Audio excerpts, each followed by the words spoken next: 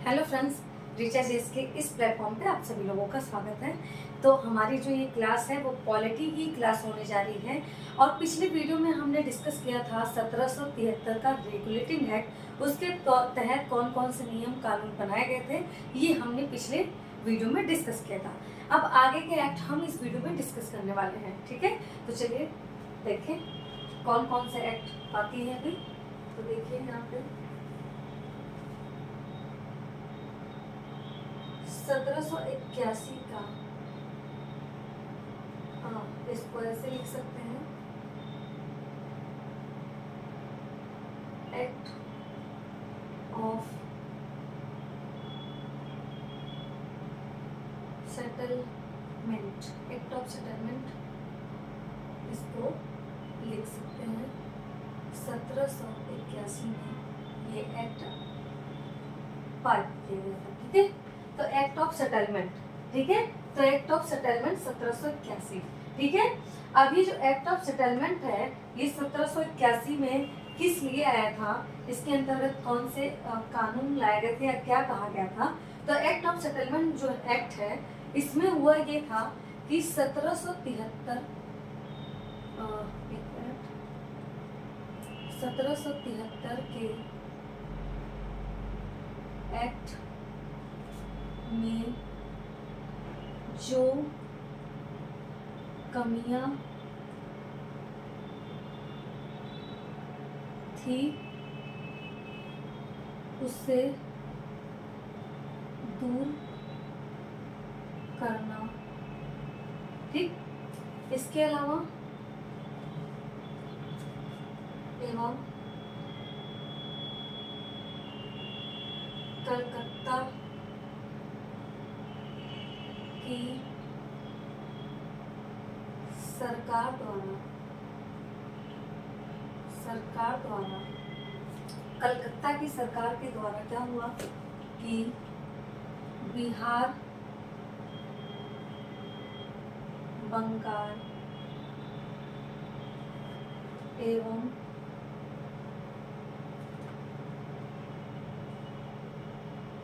उड़ीसा में विधि का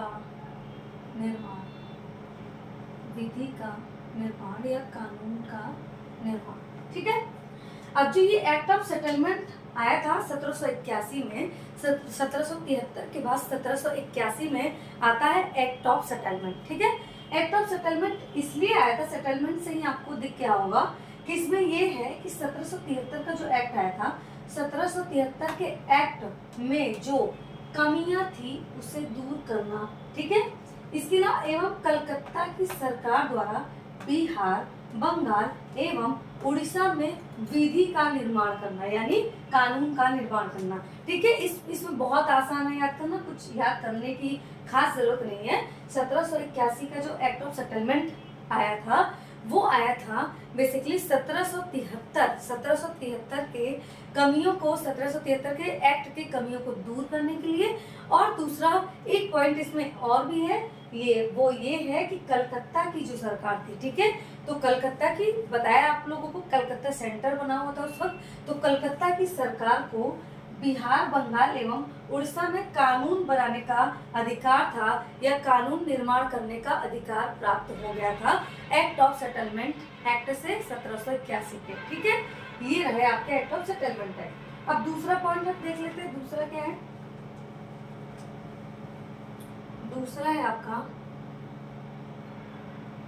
1784 का पिट्स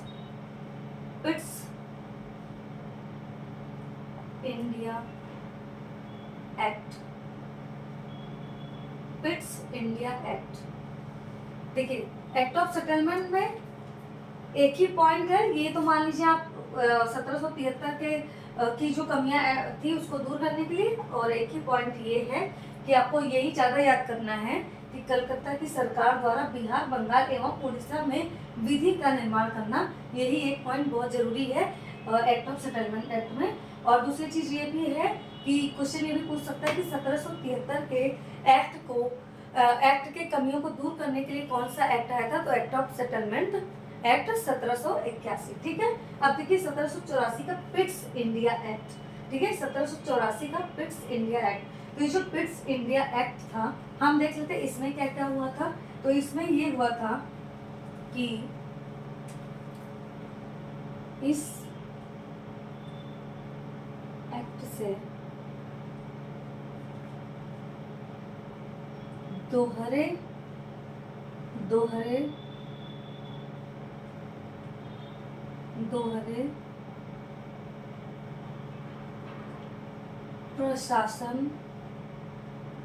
दोहरे प्रशासन का निर्माण, ठीक है। अब जो दोहरा प्रशासन था कौन कौन सा था? बोर्ड ऑफ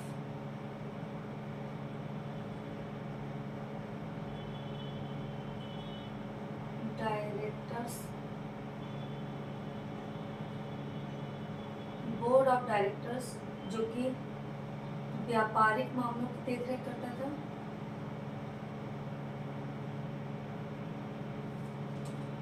व्यापारिक मामलों की देखरेख करता था। दूसरा,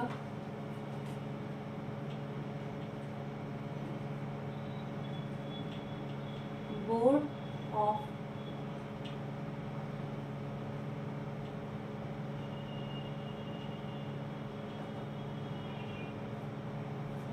कंट्रोलर,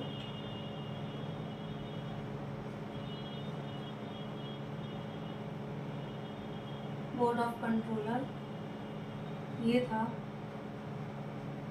राजनीति,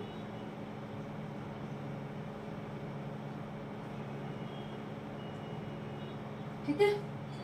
तो पिट्स इंडिया एक्ट की सिर्फ एक ही खास बात ये है, कि इस एक्ट से दोहरे प्रशासन का निर्माण, ठीक है, दोहरे प्रशासन का निर्माण या दोहरे प्रशासन का प्रारंभ किया गया था, ठीक है। तो इस एक्ट से पिट्स इंडिया एक्ट 1784 के द्वारा हुआ ये था कि दोहरे प्रशासन का निर्माण किया गया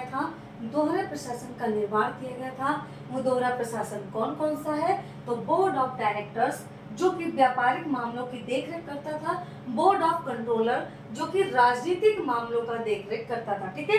ये जो बोर्ड ऑफ डायरेक्टर्स है और बोर्ड ऑफ कंट्रोलर है, ये आपका ब्रिटेन के संसद के सदन है, ठीक है, ब्रिटेन के संसद के सदन है, ठीक है। बोर्ड ऑफ डायरेक्टर्स और बोर्ड ऑफ कंट्रोलर, ये जो बोर्ड ऑफ डायरेक्टर्स और बोर्ड ऑफ कंट्रोलर है, इनके द्वारा भारत में कंपनी के कार्यों पर निगरानी की जाती है या फिर कंट्रोल किया जाता है या नियंत्रण किया जाता है इनके द्वारा, बोर्ड ऑफ डायरेक्टर्स और बोर्ड ऑफ कंट्रोलर के द्वारा, ठीक है।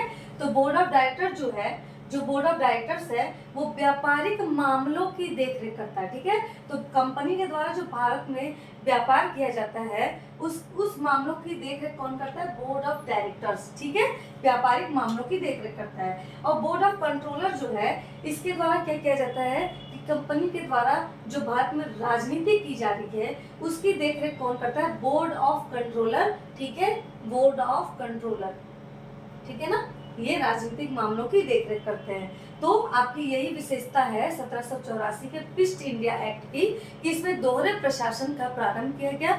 वो दोहरा प्रशासन कौन हो गया? बोर्ड ऑफ डायरेक्टर्स, जो कि व्यापारिक मामलों के लिए, बोर्ड ऑफ कंट्रोलर, जो कि राजनीतिक मामलों के लिए, ठीक है। नेक्स्ट देखते हैं, नेक्स्ट क्या है?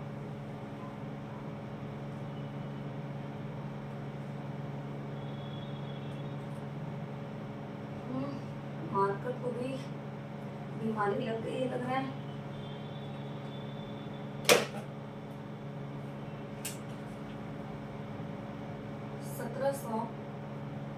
तिरानवे का चार्टर एक्ट, ठीक है। अब 1793 का चार्टर एक्ट जो है उसमें उसकी क्या क्या विशेषता है, तो हम देखते हैं। 1793 का जो चार्टर एक्ट है, इसमें क्या होता है? 1793 के चार्टर एक्ट से हुआ ये था,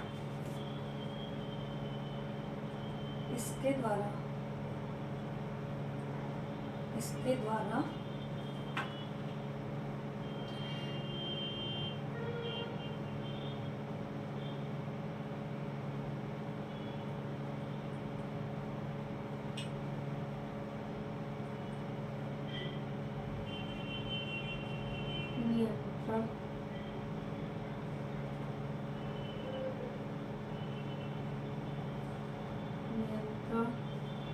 बोर्ड के सदस्य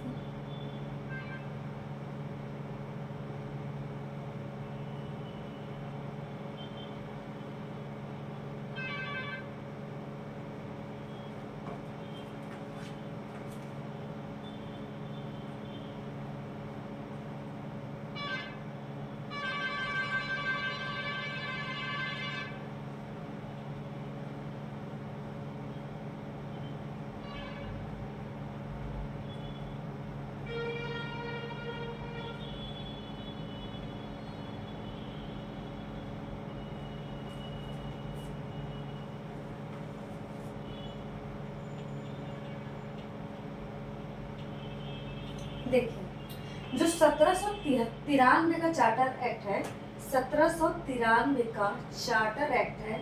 अब इसके द्वारा क्या होता है, 1793 के चार्टर एक्ट के द्वारा क्या होता है, इसके द्वारा जो नियंत्रण बोर्ड है, अब बताइए नियंत्रण बोर्ड, किस नियंत्रण बोर्ड की बात हो रही है आप बताइए।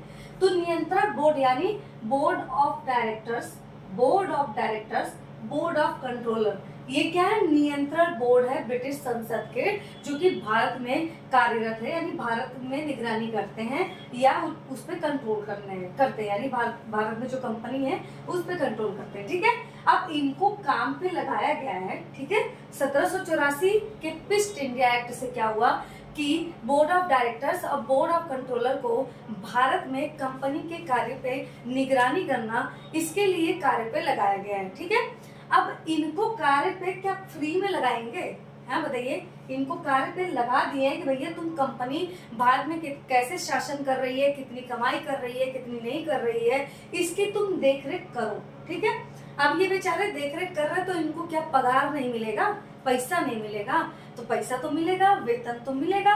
अब 1784 में इनको कार्यरत कर दिया भारत के लिए, और अब इनकी जो सैलरी है बेचारों की कौन देगा, क्या आप सोच सकते हैं कि कौन देगा, ब्रिटिश संसद नहीं देगी, वो कार्य पे लगा दिए, लेकिन ब्रिटिश संसद इनकी सैलरी नहीं देगी। हमारे भारत में क्या होता है कि कोई भी भारत के लिए कार्य करता है तो भारत ही उसको सैलरी देता है, लेकिन वहां पे उल्टा था, ये बोर्ड ऑफ डायरेक्टर्स और बोर्ड ऑफ कंट्रोलर जो है ये ब्रिटिश के लिए कार्य करते थे, लेकिन इनको पगार भारत देता था। देखिए क्या मतलब विडंबना है कि कार्य उनके लिए कर रहे हैं और पगार भारत से मिल रहा है। ठीक है, भारतीय रेवेन्यू से यानी राजस्व से। ठीक है, तो आप देखिए 1784 में इनको कार्यरत किया गया बोर्ड ऑफ डायरेक्टर्स और बोर्ड ऑफ कंट्रोलर का। अब 1793 के चार्टर एक्ट से क्या हुआ कि 1793 के चार्टर एक्ट से हुआ ये कि जो नियंत्रण बोर्ड यानी बोर्ड ऑफ डायरेक्टर्स और बोर्ड ऑफ कंट्रोलर के जो सदस्य हैं एवं उनके कर्मचारी के वेतन, यानी उनके जो कर्मचारी का वेतन मिलेगा वो कहाँ से मिलेगा, वेतन कहाँ से आएगा, तो भारतीय राजस्व से आएगा, भारतीय रेवेन्यू से आएगा। ठीक है, भारतीय रेवेन्यू से आएगा। ये इनके पगार यानी बोर्ड नियंत्रण बोर्ड के जो सदस्य और कर्मचारी रहेंगे उनकी जो वेतन आएगी वो आएगी भारतीय राजस्व से। ठीक है, क्या क्लियर हुआ आपको ये पॉइंट? अगर क्लियर हो गया हो तो ओके बोलिए। चलिए नेक्स्ट देखते हैं, नेक्स्ट क्या है।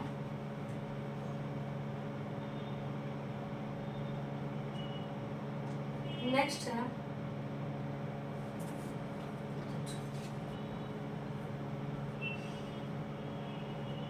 तो नेक्स्ट जो है वो है आपका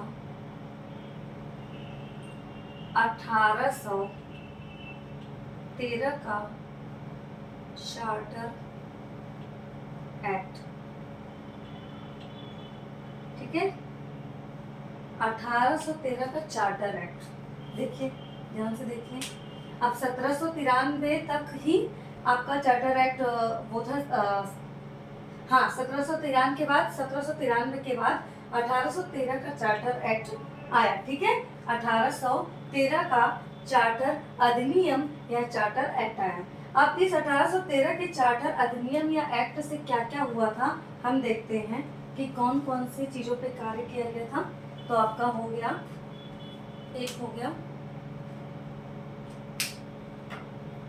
नंबर 1, सबसे पहला कार्य क्या किया गया था 1813 के चार्टर एक्ट पे में। तो सबसे पहला कार्य ये किया गया था कि कंपनी कंपनी के अधिकार पत्र को 20 वर्षों के लिए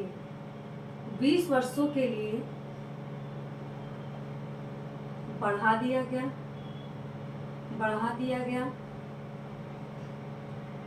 ठीक है, कंपनी के अधिकार पत्र को 20 वर्षों के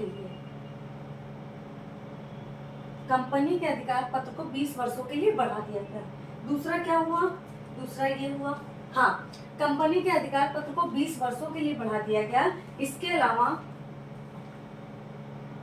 दूसरा पॉइंट ये है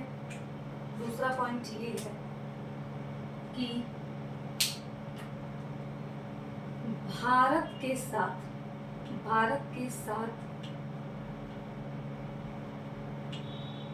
एकाधिकार को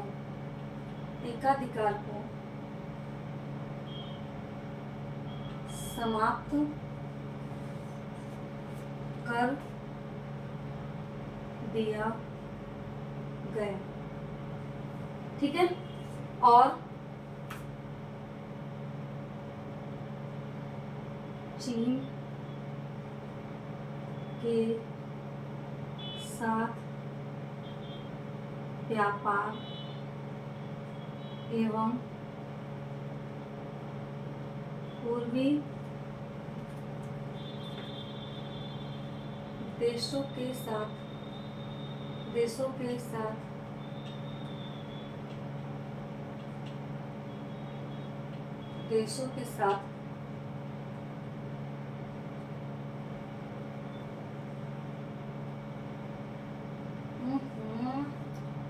मार्कर कितना धोखा दे रहा मुझे।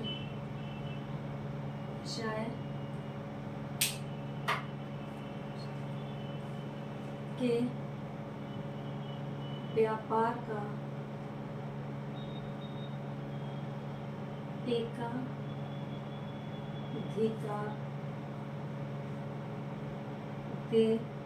एकाधिकार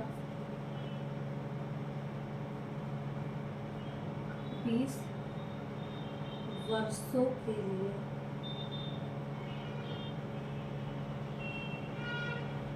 कर दिया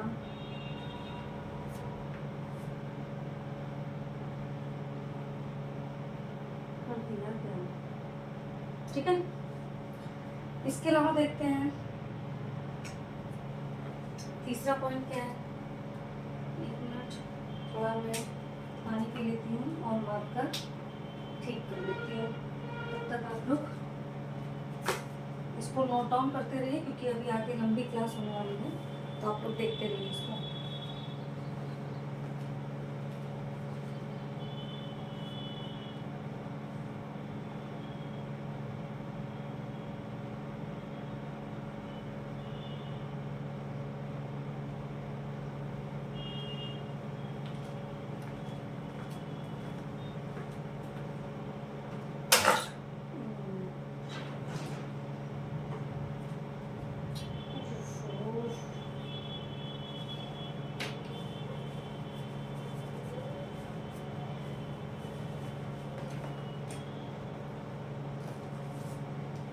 चलिए आगे देखते हैं। तो हमने देखा कि चाय के व्यापार का एकाधिकार 20 वर्षों के लिए बढ़ा दिया गया या 20 वर्षों के लिए कर दिया गया। अगला पॉइंट हम देखते हैं। अगला पॉइंट है आपका नंबर 3। नंबर 3 में ये हुआ कि सभी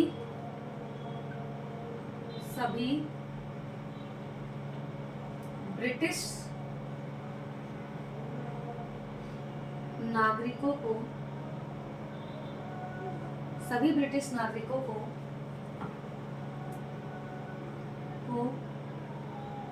कुछ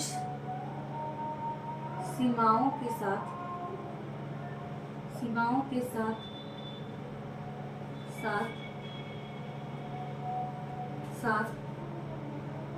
व्यापार की आज्ञा व्यापार की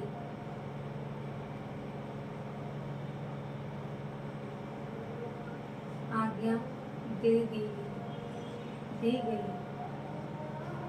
ठीक है, अगला पॉइंट क्या है? अगला पॉइंट ये है नंबर 4 कि 1813 के एक्ट से ईसाई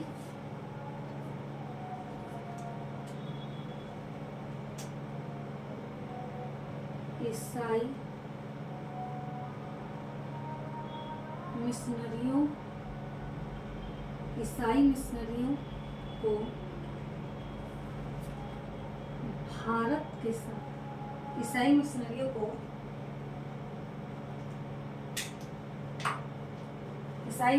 को भारत के साथ भारत में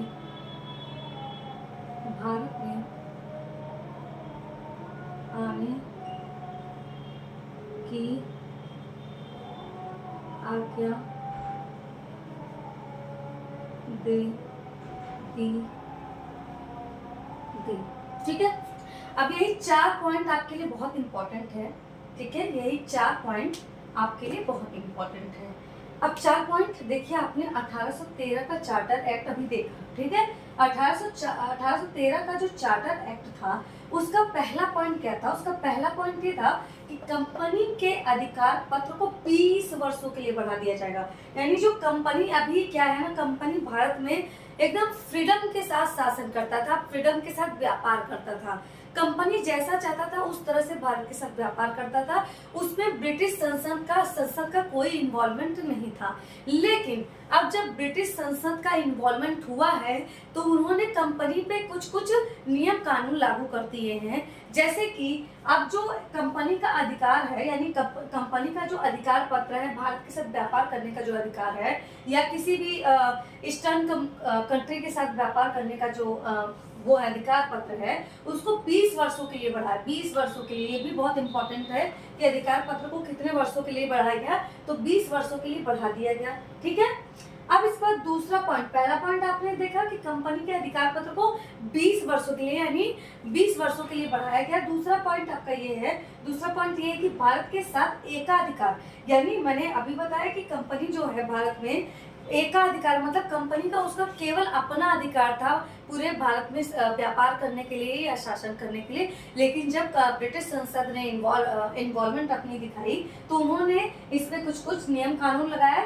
तो उन्होंने क्या किया कि भारत के साथ व्यापार करने का, भारत के साथ एकाधिकार समाप्त, यहाँ पे व्यापार होना चाहिए, भारत के साथ व्यापार का, ठीक है, जगह नहीं है तो ऐसे लिखा रहेगा, भारत के साथ व्यापार का एकाधिकार समाप्त कर दिया गया। ठीक है, दूसरा पॉइंट हमारा यही है कि दूसरा पॉइंट ये है कि भारत के साथ एकाधिकार, व्यापार का एकाधिकार समाप्त कर दिया गया। यानी अब भारत के साथ जो इसका एकाधिकार था वो समाप्त कर दिया गया। अब ब्रिटिश संसद जो कहेगी उसके अनुसार ही इन्हें सब कुछ कार्य करना पड़ेगा या व्यापार करना पड़ेगा। और इसके अलावा क्या हुआ, और चीन के साथ व्यापार एवं पूर्वी देशों के साथ चाय के व्यापार का एकाधिकार। ठीक है, ठीक है, चीन के साथ चाय और चीन का व्यापार आपने सुना होगा, चाय और चीन का व्यापार। ठीक है, तो देखिए, और चीन के साथ व्यापार एवं पूर्वी देशों के साथ चाय के व्यापार का एकाधिकार 20 वर्षों के लिए कर दिया गया। ठीक है, अब देखिए यहाँ पे क्या हुआ कि भारत के साथ व्यापार करने का एकाधिकार ही समाप्त कर दिया गया। ऐसा नहीं कि ये व्यापार नहीं करेंगे भारत के साथ, लेकिन भारत के साथ जो भी व्यापार ये करेंगे उस पर ब्रिटिश संसद अपनी नजर रखेगी। ठीक है, और इसके बाद क्या हुआ कि चीन के साथ जो भी व्यापार करेगा, कंपनी जो है ब्रिटिश ईस्ट इंडिया कंपनी जो है, वो चीन के साथ जो व्यापार करेगा एवं पूर्वी देशों के साथ जो व्यापार करेगा चाय का, उसके व्यापार को 20 वर्षों के लिए एकाधिकार दे दिया गया। यानी आप चीन के साथ और पूर्वी देशों के साथ चाय के व्यापार का एकाधिकार, यानी आप उस कंपनी को पूरा अधिकार है चीन और पूर्वी देशों के साथ, पूर्वी देश यानी ईस्टर्न कंट्री आपका जापान हो गया, मलेशिया, इंडोनेशिया, ये सारे कंट्रीज जो हो गए, उसके साथ व्यापार, चाय के व्यापार का एकाधिकार दे दिया गया 20 वर्षों के लिए। ये एकाधिकार जो भी दिया गया है वो 20 वर्षों के लिए ही दिया गया है, उससे अतिरिक्त नहीं दिया गया। ठीक है,